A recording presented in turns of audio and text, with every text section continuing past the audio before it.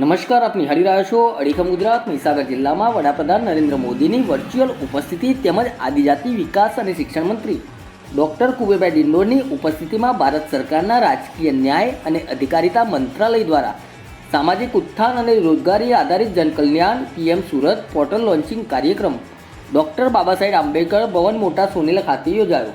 આ કાર્યક્રમમાં મંત્રી ડૉક્ટર કુબેરભાઈ ડિંડોરે જણાવ્યું હતું કે કેન્દ્ર અને રાજ્ય સરકાર હંમેશા છેવાડાના માનવીની પ્રાથમિક જરૂરિયાતો સંતોષાય અને તેમનો સર્વાંગી વિકાસ થાય તે માટે પ્રયત્નશીલ રહી છે.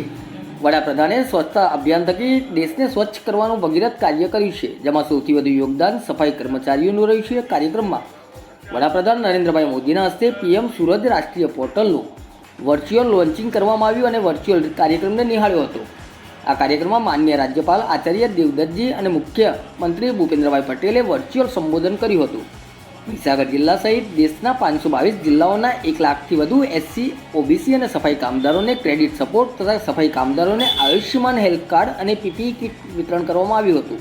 આ પ્રસંગે જિલ્લા પંચાયત પ્રમુખ બાબુભાઈ પટેલ, લુણાવાડા ધારાસભ્ય ગુલાબસિંહ ચૌહાણ, બાલાસિંદોર ધારાસભ્ય માનસિંહ ચૌહાણ, જિલ્લા કલેક્ટર નેહા કુમારી, જિલ્લા વિકાસ અધિકારી ચંદ્રકાંત પટેલ, પૂર્વ ધારાસભ્ય જિગ્નેશભાઈ સેવક, કાળુભાઈ માલીવાડ, પ્રોબેશનલ આઈએએસ મહિક જૈન, પ્રાયોજના વહીવટદાર, પ્રાંત અધિકારી સહિત મોટી સંખ્યામાં લોકો ઉપસ્થિત રહ્યા હતા.